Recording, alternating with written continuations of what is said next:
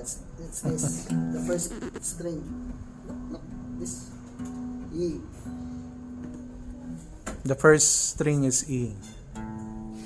The second one is this one. This is A. It's not perfect A. This is D, the third one, Do. This, what's this? No, B. Oh, sorry, G. G. E, A, D, G, B. B. This is E. The last one is E. One octave higher of this. This is same chord but one octave higher. Okay. That's important because when you are going to learn to play the song, But if you play the book, it will still be the same. Yes.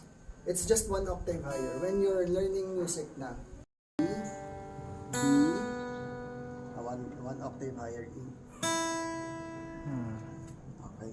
that's you try to copy that muna. What's that? What string is this? What chord is that?